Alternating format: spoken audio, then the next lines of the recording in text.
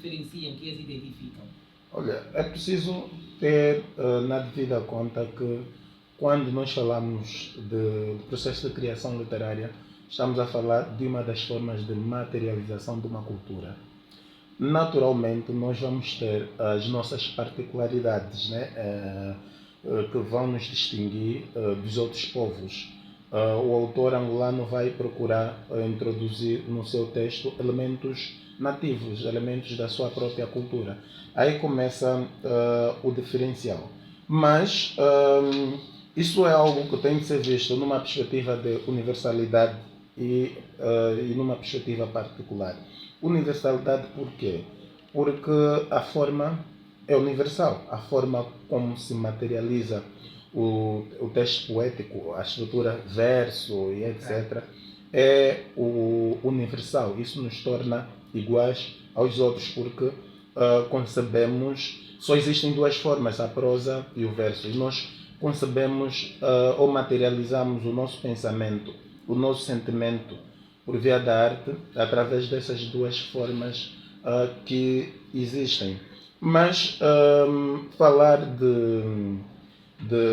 das características da poesia angolana, mesmo dentro das nossas particularidades, ela vai ser sempre heterogênea. Não é possível dizer que a poesia angolana se caracteriza assim, assim, assim, assim. Primeiro é que nós somos um povo multiétnico, né? Nós temos várias línguas a conviver com a língua portuguesa. Temos várias línguas de matriz africanas e uma língua de matriz europeia. E, consequentemente, cada uma dessas línguas gera uma forma de pensar, né? Gera uma cultura, gera, digamos, os antropólogos gostam de chamar uma nação. Nação Congo, nação Tsipanyama, nação Ambundo e etc. E cada um desses povos também procura introduzir elementos da sua cultura nessas literaturas. Eu estou aqui com a antologia da poesia angolana, organizada por Irene Guerra Marques e Carlos Ferreira. Eu acho que se quisermos compreender verdadeiramente a poesia angolana, temos de ler essa antologia. E eles fazem algo muito interessante. Vão, digamos, dividir, primeiro, em grupos étnicos, selecionam alguns poemas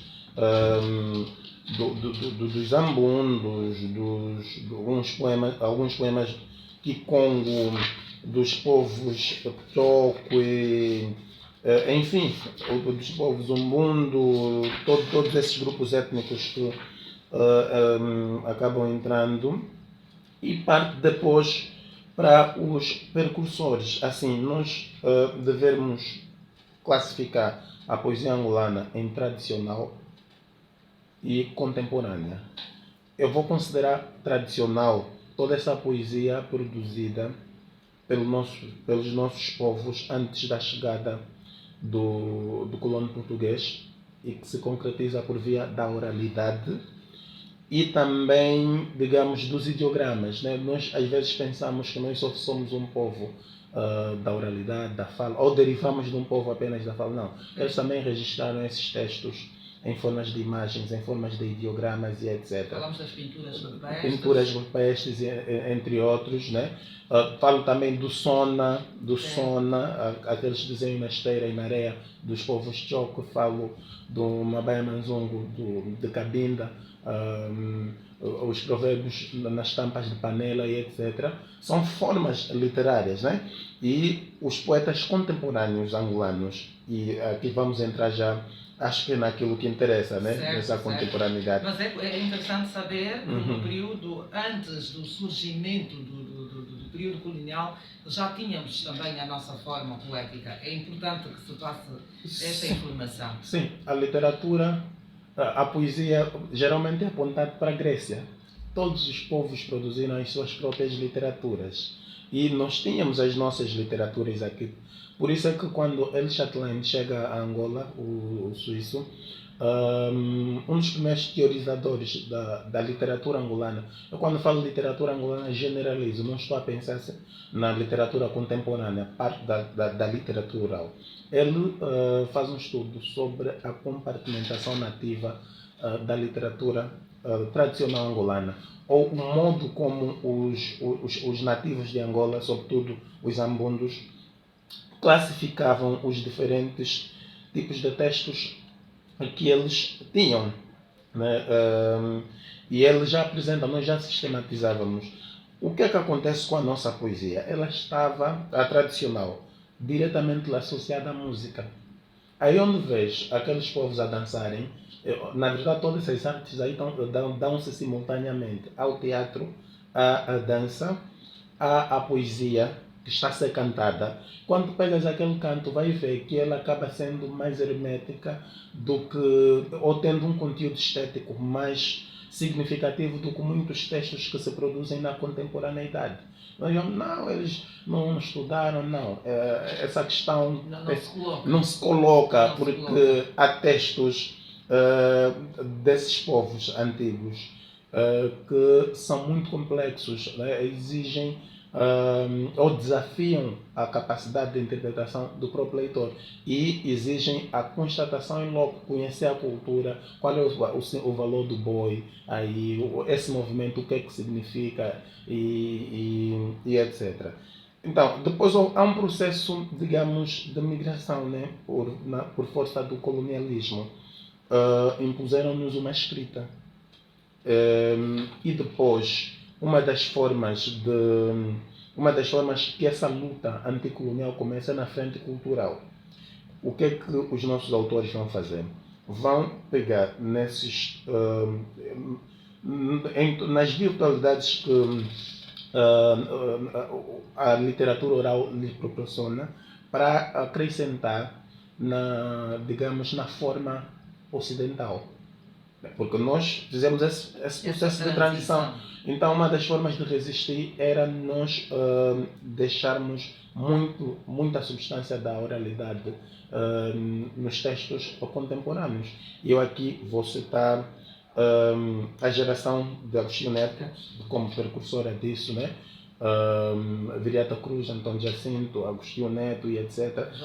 Joffre Rochas, depois vão seguindo.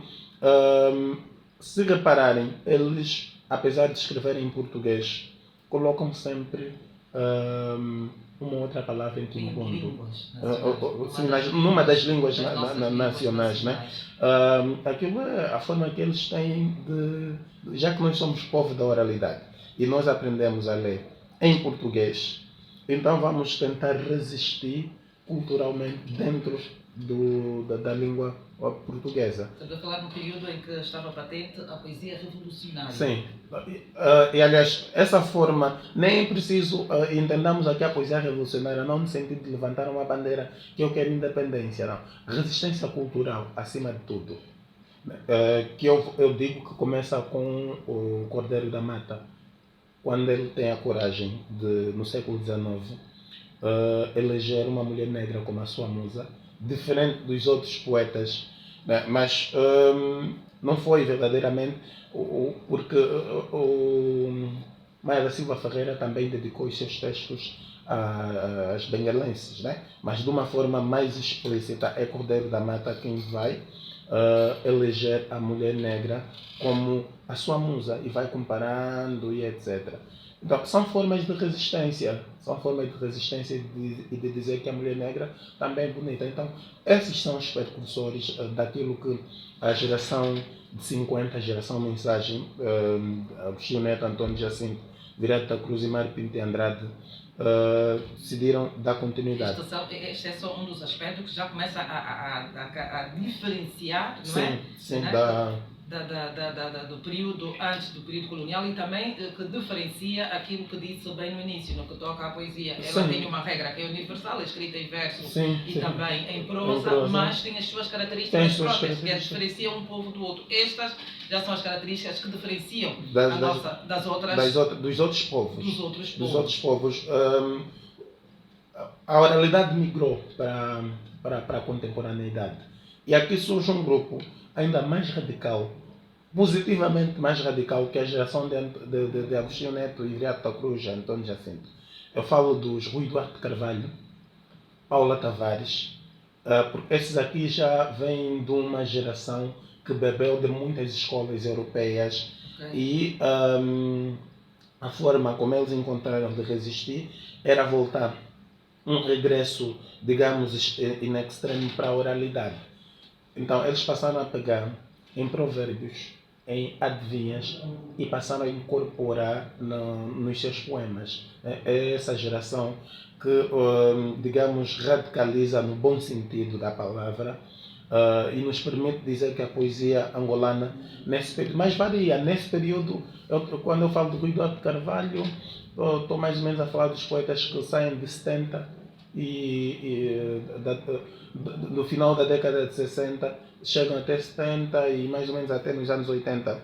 Nos anos 80 estamos a falar de um período pós-independência. Sim. As temáticas também. Os poetas da transição, os poetas da transição são esses dos de 70, que são eles na verdade que vão, conforme eu estou sempre a dizer, radicalizar ao colocarem os provérbios nos textos, ao colocarem adivinhas. Eu falo do Rui Duarte de Carvalho, falo do David Mestre, falo, não me ocorrem agora outros nomes, mas outros vão dar continuidade na década de 80, como Ana Paula Tavares, Lupito Feijó.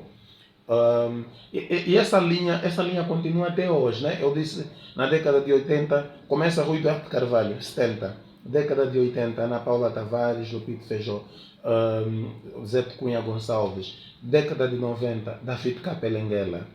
Nos anos 2000 surge Job Cipitali, um jovem da minha geração, da província de Benguela. Surge o Emanzade, na província do Zaire. Eles seguem essa linha temática.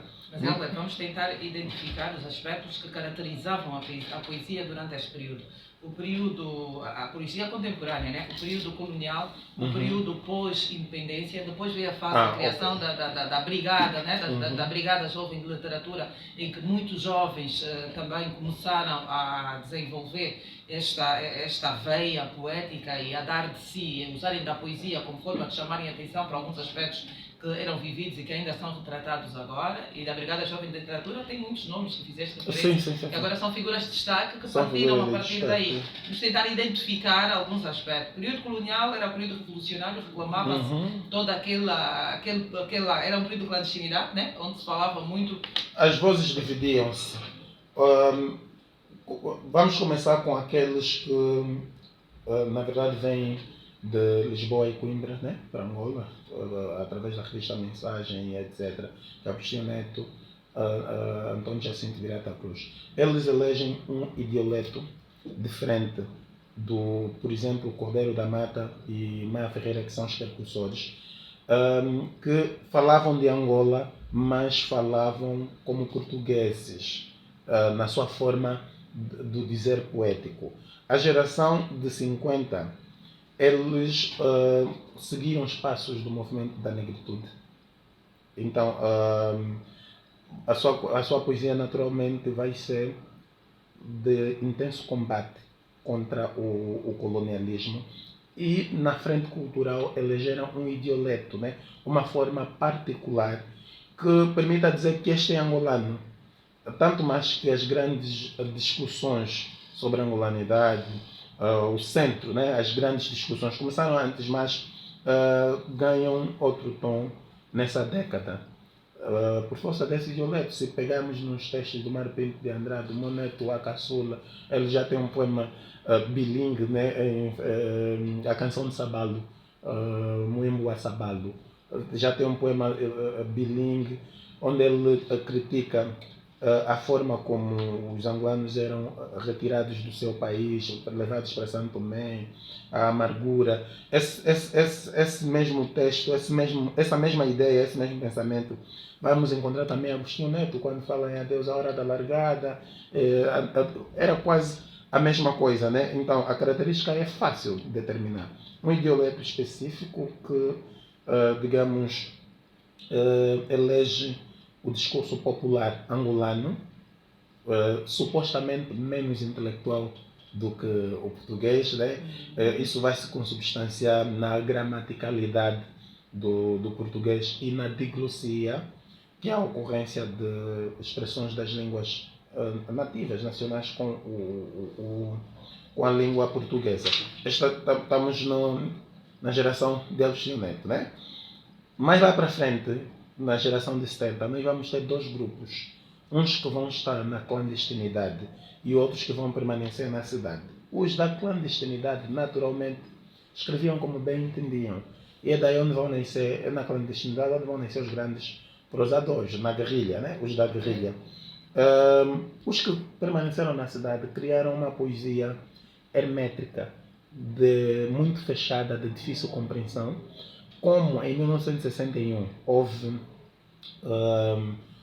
o início da luta armada, naturalmente o governo português também arranjou outras formas de repressão. Ninguém ia escrever mais um Monangamba, como Antônio Jacinto e etc., assim de forma muito aberta. Então eles elegeram um discurso muito fechado, muito complexo.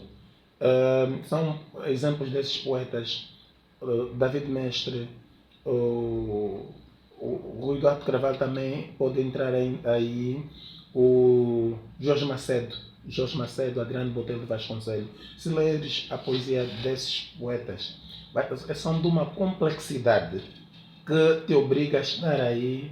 Não é uma poesia de apreciar para sentir a expressividade, não. É uma poesia para desafiar a tua mente. Diferente da poesia de Antônio Jacinto, diferente, de completamente. Neto.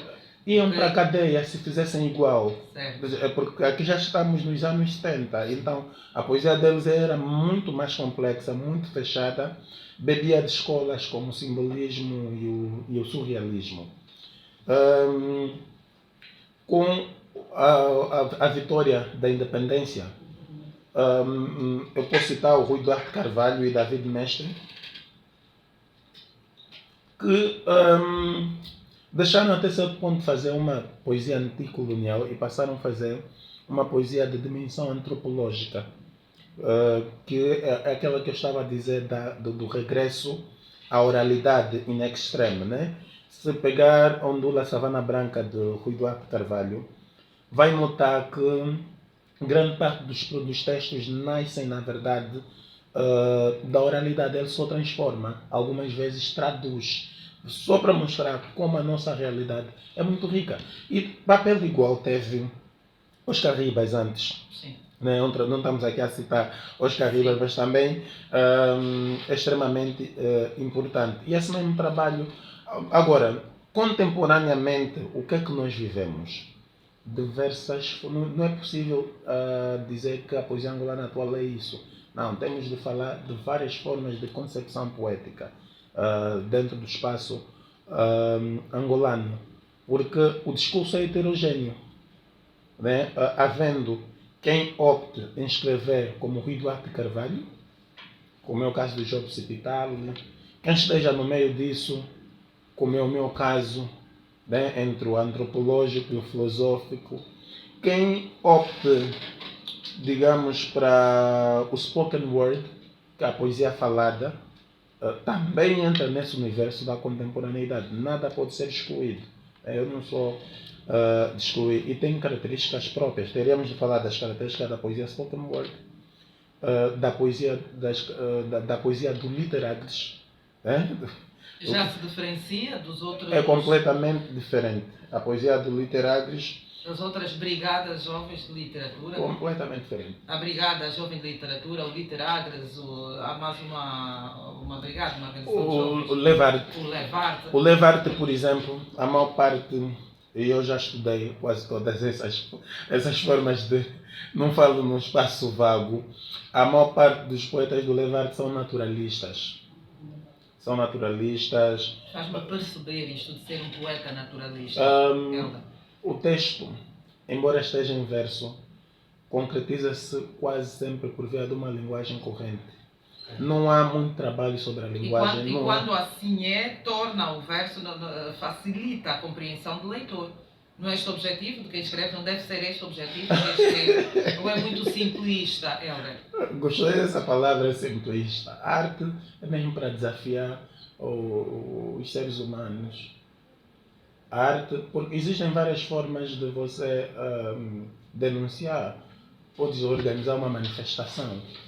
Por exemplo, podes organizar, escreve muna de leis, escreve para o órgão de direito e diz que vai fazer uma manifestação. Do que pegar num texto e dizer eu preciso água, eu preciso isso e chamar isso de poesia. Tem de haver uma diferença entre o que é arte e o que não é arte. Nem tudo é arte. Aliás, David Mestre tem um livro intitulado Nem Tudo é Poesia. Nem tudo é poesia. E nem tudo é poesia, nem todo. Há textos que. Não basta rimar, escrever em prosa para ser considerado. Se quiser rimar, pode cantar também. Pode cantar ou escreve prosa. Mas quando eu digo escreve prosa, parece que escrever prosa é simples. Não. Por isso é que nós, no mundo todo, cada geração apresenta 5, 6 autores. O resto desaparece.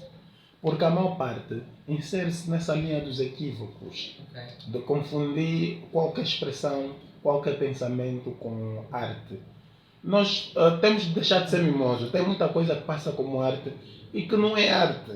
Não é efetivamente arte. Então, a poesia naturalista, aliás, já que há uma contradição nos termos poesia e naturalista, porque uma das características da poesia é conotação. Quando estamos a falar de poesia naturalista, ele é completamente denotativo. Passa como poema, sim, mas vai ter problema de expressividade, vai ter problemas, digamos, problemas técnicos de um modo geral. Voltando para o outro grupo, né? Que é o Literagres. O Literagres que eu ajudei a fundar e teorizei a partir daquilo que cada um apresentava, construímos uma poética a qual chamamos de agristética. O Literagres bebe da escola surrealista e dos movimentos pós-independência de Angola. Essa retoma a tradição oral, também decidimos privilegiar isso. Por isso é que a maior parte dos vencedores dos prémios dos juvenis, né? Saíram desse movimento, porque houve esse trabalho, esse acompanhamento todo. E depois nós temos a brigada. Agora eu não sei qual das brigadas, mas agora temos 2 brigadas, né? Não sabemos qual é a brigada. Mas o que eu conheço da brigada... Estamos a falar da Brigada Jovem de Literatura. Brigada Jovem de Literatura.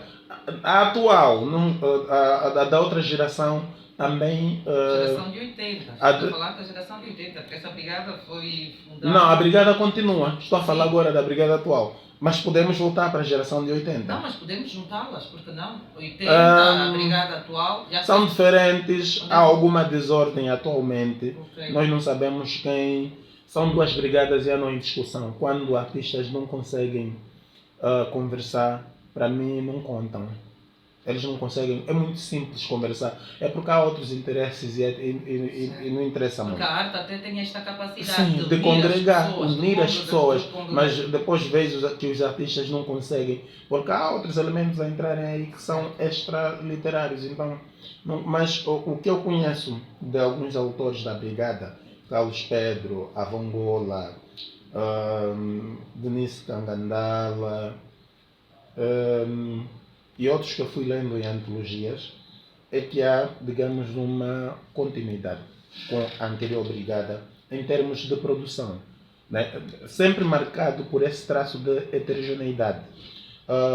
Alguns tendo Neto como a base, e Agostinho Neto foi a base da anterior brigada, né? Eles tinham o folhetim Aspiração e mais um que não me ocorre agora. Caminho das Estrelas? Sim. Caminho das Estrelas. Eles publicavam lá os seus textos e etc. E Agostinho Neto é símbolo. E continua a ser símbolo. Aliás, Carlos Pedro confessou recentemente que Agostinho Neto é uma das suas inspirações. Então, a Brigada não marca essa ruptura como tal. Já queria saber, não esquece que vai dizer, fonte de inspiração, como é que... Quem dos nossos poetas serve de referência como fonte de inspiração? Para mim? Para enveredar para o mundo literário, sim, para o Helder. Para enveredar para o mundo literário? Sim. Não, ninguém... Mas agora, depois aprendi a gostar deles e aprendi a aprender com eles. Eu entro para o mundo literário por acidente. Isto é uma conversa que vamos ter noutra altura, vamos voltar. Está bem. Vamos voltar a esta avaliação, não é, do movimento da Brigada Jovem de Literatura, daquela que surgiu quando da sua formação, nos anos 80, e de todo este processo. O modo de criação era heterogêneo também. E não podemos caracterizar que a Brigada foi assim. A Brigada Aldelara, que segue uma linha estética dos movimentos simbolistas e surrealistas. Acho que o João Maimona faz parte dessa linha. Mas a partir dos autores é possível, porque eu li a maior parte deles. João Maimona, João Tala, Conceição Cristóvão, Cristóvão Neto. No âmbito desses movimentos brigadistas, parecem ser poetas que nasceram da mesma escola. Lupito Feijó, Paula Tavares, Luís Canjimbo, Antônio Panguila, Tsikakata Balundo, embora não seja poeta nasceram da mesma escola também. Todos esses conviveram na Brigada, mas depois houve uma ruptura. Esse grupo do Lupito, Luís Canjimbo, Tsikakata Balundo, Antônio Panguila, formaram o projeto O Andange, que é um projeto também onde radicalizaram positivamente essa ideia de poesia africana, né? E passaram a produzir uma poesia muito espelhada, muito voltada para a África. De Europa tinha forma e tinha a língua portuguesa, mas a filosofia, a estrutura interna do texto era tudo África, né? Tanto mais que há alguns anos eu tenho um trabalho sobre a Brigada. Lupito Feijó disse que eram acusados de racistas. Nós, quando passamos a independência, fomos obrigados a ter essa convivência entre angolanos de origem europeia, angolanos de origem banto. Bem? Então, todos esses estavam na União dos Dois Angolanos. E havia ainda algumas tensões próprias e naturais. Toda essa transição, sim, dessa transição, sim. Ainda nesse período dos anos 80, também há uma outra escola, o Canteiro Novo, o Axote, da qual emerge José Luís Mendonça, Eduardo Bonavena, Antônio Azevas, Doriana e etc. Quando olho para um Azevas, eu facilmente o enquadraria na escola do Andange, onde estão os Lupitos, os Canjimbos e etc. O Antônio Azeva. Do Bonavena, nem tanto. É mais fácil relacioná-lo com a escola dessa brigada da qual fizeram parte João Maimona e seus símiles. Essa ligação é feita em função da temática que cada sim, estou a fazer aborda, assim, temática estética e a técnica usada para compor os seus poemas. Usada para... Mas ele fez referência de um aspecto que estava sempre presente dos poetas da geração de 50, que era a junção entre o português, que era uma questão da imposição, fruto da colonização, e das nossas línguas. Sim. Uma realidade que ainda se faz sentir atualmente, ainda é um dos aspectos que caracteriza na modernidade, na contemporaneidade a poesia angolana. Quem faz isso atualmente, com frequência, é o Emanzade, vencedor do Prêmio Antônio Jacinto, é membro do Literários também. São poucos, né? Porque nós vamos perdendo essa aproximação com as nossas línguas, infelizmente. Embora eu sinta que muitos querem retomar as origens, e também estamos nesse momento de euforia do panafricanismo, afrocentrismo e etc. Há essa possibilidade de retoma, mas eu temo que queiramos retomar e não tenhamos possibilidade de viver verdadeiramente essa africanidade por não haver meios. Quando tu tens a única escola, acho que agora já haverá uma ou duas, mas onde se ensina Kimbundu é a Aliança Francesa, né? O único centro onde é para ver, é muito difícil nós construirmos, porque o escritor constrói-se. O escritor constrói-se com a educação, constrói-se a partir da família, constrói-se na relação com os amigos e etc. Então, se ele não se relaciona com a língua, vai viver no vazio, vai criar, vai ser movido por uma utopia, por uma fantasia, uma crença que ele é capaz de fazer algo que não pode. Vai se mover dentro disto. Mas o que se fez no passado está a se fazer hoje. Na verdade, para dar razão, o que se fez no passado continua a se fazer hoje. É possível relacionar um poeta de hoje com Agostinho Neto, é possível relacionar um poeta de hoje com o Rui Duarte Carvalho, é possível. Há sempre semelhanças. Antigamente falava-se na libertação do jugo colonial e estava sempre patente nas poesias dos poetas deste período, Agostinho Neto e tantos outros. Atualmente, quando o Hélder diz que ainda é possível fazer essa relação entre esses poetas e da atualidade, nós encontramos nestes novos escritores aspectos que têm a ver com esta fase que o país está a viver. Por exemplo, há todo um desejo no que toca à reconstrução nacional. Isto também está presente nos poetas da atualidade? Está. Os poetas continuam a criticar e, felizmente, uns acreditam que haja repressão e tudo mais. Não. Não há censura, não está presente. Eu não acredito na censura, porque eu escrevi Insurreição dos Signos, escrevo outras coisas que podem fazer lembrar, e os meus amigos também, né? Podem fazer lembrar aquilo que se produziu na era colonial. E nós continuamos a ser convidados pelas instituições, continuamos a entrar para as instituições. Não há censura, não há censura. Quem não escreve o que quiser, é o que eu disse antes, tem de ser arte. Se não fizer arte, vais ter problema sim, porque eu já disse, se quiser manifestar, vai ao primeiro, escreve, né? É um direito consagrado, escreve. Eu quero luz, quero isso, quero aquilo, e vai manifestar. Agora, escrever que quero luz, quero algo para dizer que é poesia revolucionária, isso não é poesia revolucionária, não tem nada de poético nisto. Então, quando é arte, não há repressão nenhuma. Aliás, as obras mais críticas que eu conheço foram escritas por pessoas que integram o partido no poder. Eu falo do caso do Espírito Lampos, falo da República do Vidro, e de outras.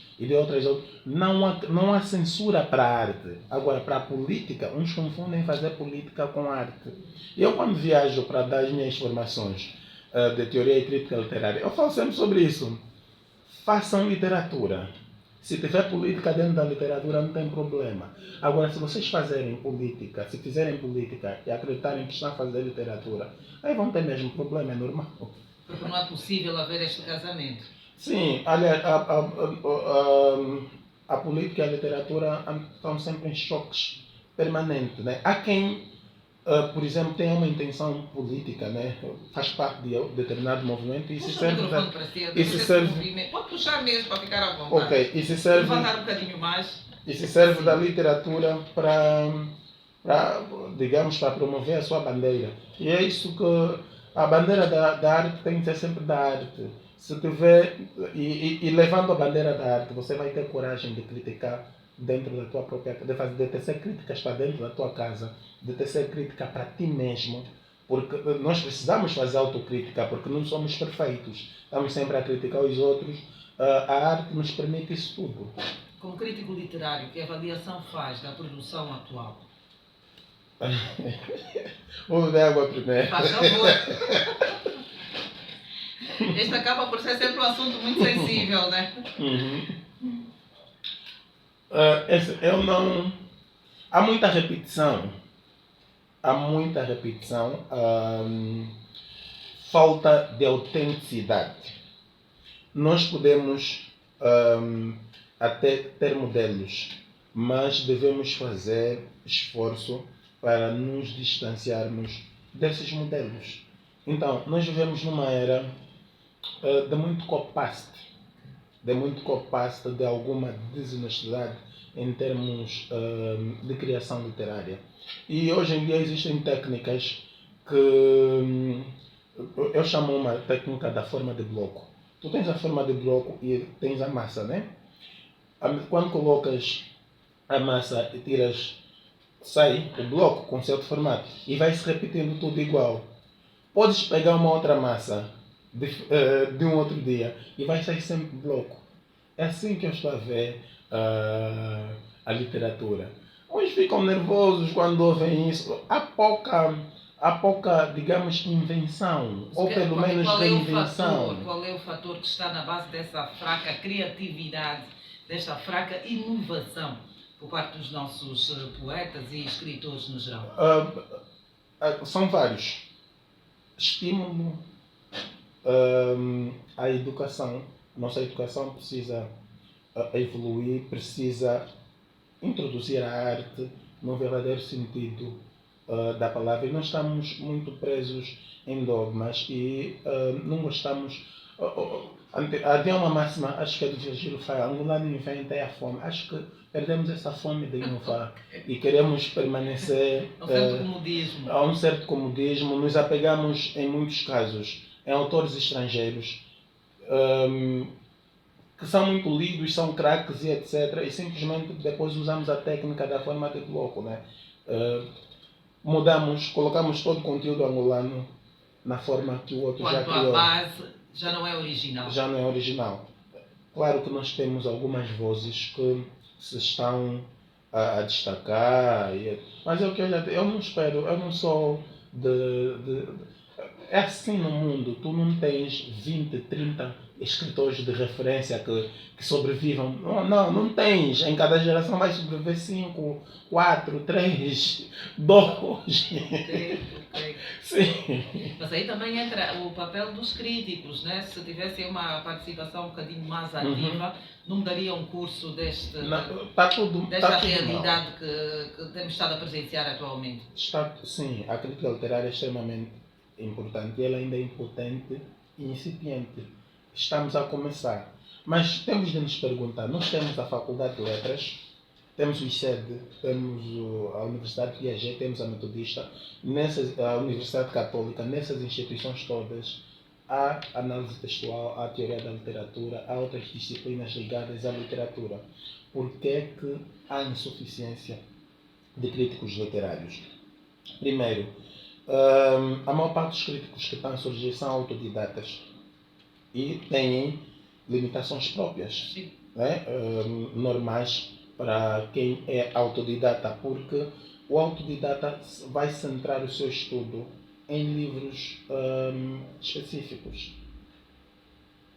Quando a escola orienta, digamos, didática e metodologicamente, né?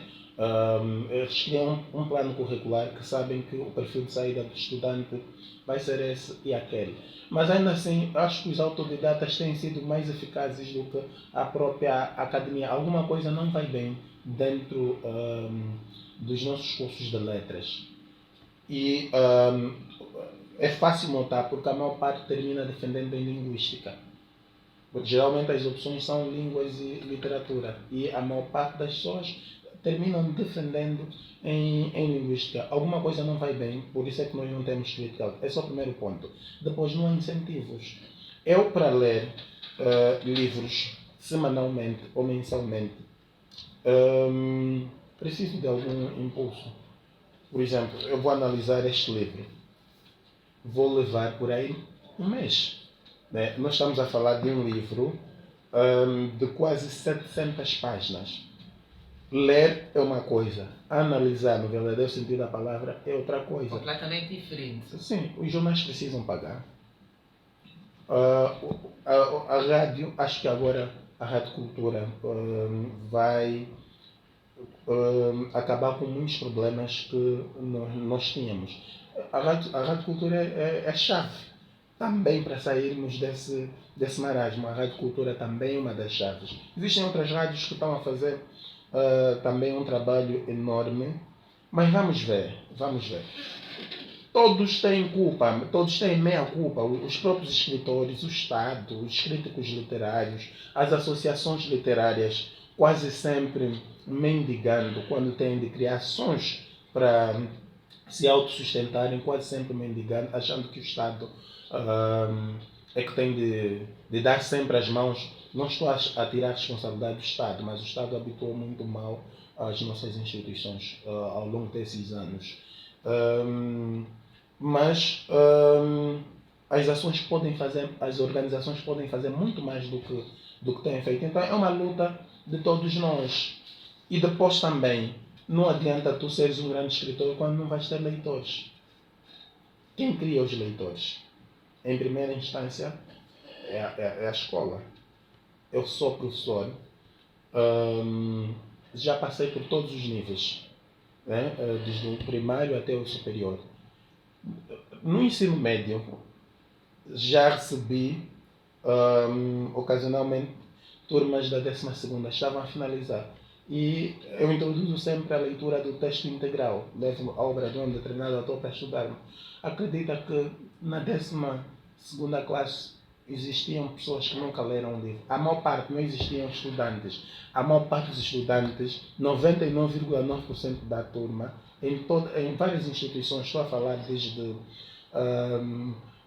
essas instituições do 1º de Maio, para não citar nome, Viana, para não haver essa comparação de que não, é periferia, aqui é cidade, não sei. Não, é tudo a mesmíssima coisa. 12ª classe e ele nunca leu uma obra literária, nem um livro de poesia, não conhece autores angolanos. Então, se tu não tens leitores, como é que vais ter grandes... Aliás, para sermos escritores, também passamos... Ser um bom leitor, sim. Tem que ter o hábito, tem que conhecer, sim. Para depois ter a capacidade de escrever. Mas olha, vamos tirar de lado os problemas e olhar para aquele que foi o prémio que recebeu ele em 2017. Prémio Literário Antônio Jacinto, com o livro de poesia Enviesada Rosa. Sim. Como é que foi este momento? Foi um momento ímpar. Né? Estamos a falar do seu primeiro livro de poesia. Sim. O primeiro livro a ser publicado, não a ser escrito. Okay. É um momento ímpar para alguém que vem de zonas periféricas, viveu no mato e etc. Depois ser agraciado com a presença de ministros, secretário de Estado. Foi uma coisa super luxuosa, né? Foi uma coisa muito significativa. Muito mais do que o dinheiro.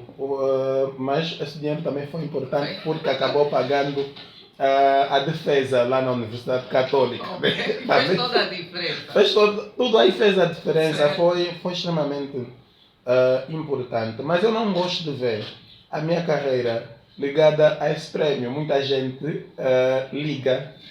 Que todo este sucesso, todo este está associado a esse prémio. Olha, no dia 25 eu estarei em 2 instituições para falar de literatura. 2 instituições importantes, a Universidade Piaget e o Memorial do Dr. Antônio Agostinho Neto. Eu não vou lá porque sou prêmio Antônio Jacinto, vou lá porque pesquiso, falo de literatura e etc. É isso que eu quero corrigir. Não, mas fruto de todo este trabalho de pesquisa, resultou logo a partida a atribuição deste prémio. E é olha, o prémio, esse livro, Enviesada Rosa, nasce de um trabalho que eu estava a fazer sobre Rui Duarte Carvalho, Zé de Cunha Gonçalves, David Capelinguela, Lupito Feijó, Ana Paula Tavares, sobre essa poesia que vai buscar os elementos da oralidade. Então eu aprendi com essas pessoas e decidi fazer uma poesia assim. Então para mim o estudo sempre foi mais importante. Certo. Recorda-se da poesia ainda? Não tenho de cor, é muita coisa. Eu gostaria de ver pelo menos um versozinho deste poema, mas é assim, numa outra edição, está bem, fica aqui a promessa. Hoje, 11 horas e quase 40 minutos, a conversa aconteceu hoje aqui com um escritor e também crítico literário, Hélder Simbad, à volta das características da poesia angolana. Os assuntos em rádio nunca se esgotam. Nunca se esgotam. Nunca se esgotam. Então, Hélder, esta é a primeira presença no Manhã de Prosas de muitas outras que vão acontecer para falar de poesia, de crítica literária e também docente, certo? Para falar deste e de outros assuntos. Desde já, deixa-me agradecer a disponibilidade. Obrigado. Foi bom ter-te aqui, este momento bom de conversa. Okay. Quanto a vocês aí em casa,